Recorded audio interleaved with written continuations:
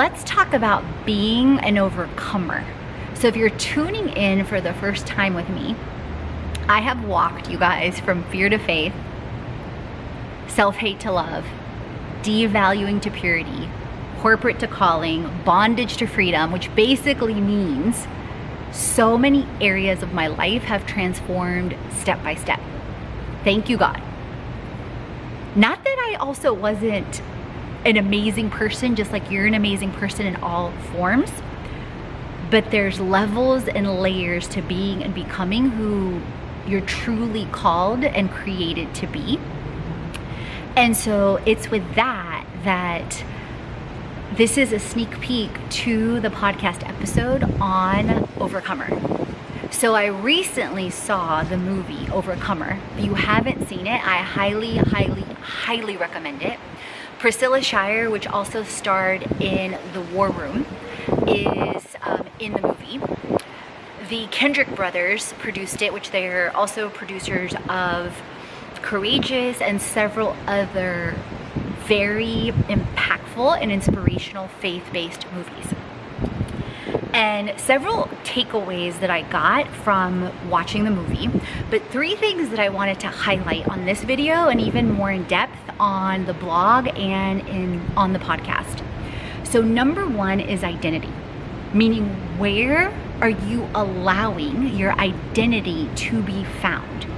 So I can tell you, me myself, I used to find my identity in all the things externally, meaning how I was keeping up with the Joneses, which who the hell are the Joneses anyway? And going into debt and making choices that were not wise at all off of massive external things and massive people pleasing. That's just some of the highlights. I share more on the podcast and more in the post. Number 2, and this ties into identity, is where are you giving your power? So meaning, if something happens, are you holding on to that? Or if someone does something that you perceive as an offense, whether they meant it or not, and even if they did mean it, it's taking your joy. That's something that I used to struggle with as well. Or finding my worth in positions or in promotions. Now, I'm not saying those things are bad, but it's a difference when you are finding your identity in the Creator, and the movie goes into this a lot, in the Creator, in Jesus, then flowing from that into then saying, okay, now I'm walking in my calling. Now I'm walking in my purpose. Now I'm giving to the world with a full cup, not a depleted cup. So part of my story is also that not only did I sacrifice so many things that I loved and that I allowed that to happen to please others, that they were projecting what they thought I should be, I also was over 55 pounds heavier over 5 years ago.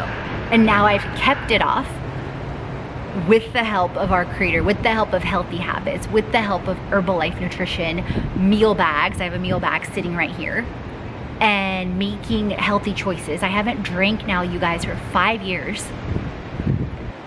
And that's coming from someone that years ago, I had no idea sometimes how I got home other than angels carrying me or driving my car, literally. Not eating sweets now for over 3 years.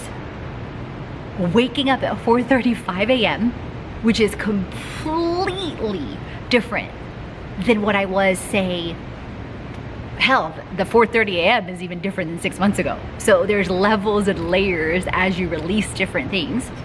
So number 1 is identity. The second thing is power. And then the third thing that I really want to challenge you on, and this comes into from identity and from power, is alignment.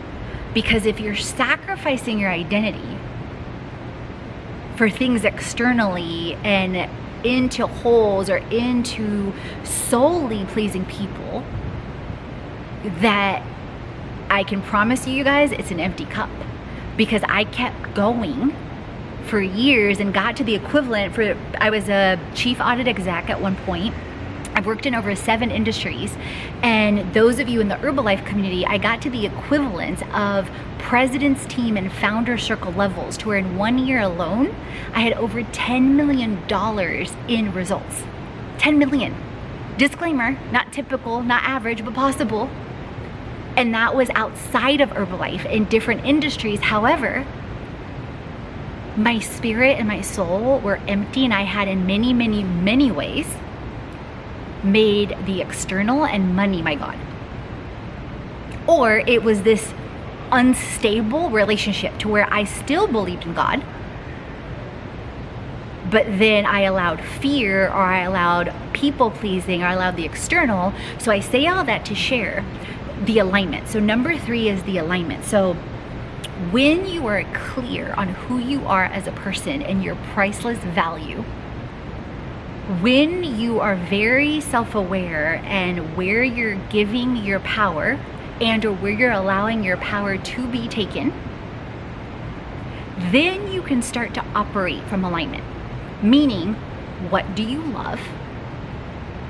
How do you serve? Meaning your purpose. So what have you overcome? And then how do you help people overcome whatever that is? So in my case, that's simplifying health, simplifying money, simplifying business, and creating that within our Fit Life Creation community, as well as things that align, like Herbalife Nutrition and several other money and business tools that have helped me transform and make it simpler and easier in many, many, many ways.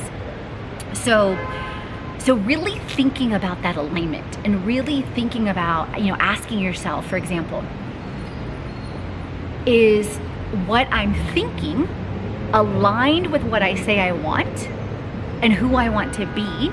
And is what I am doing in health, in money, in business aligned to what I say I want?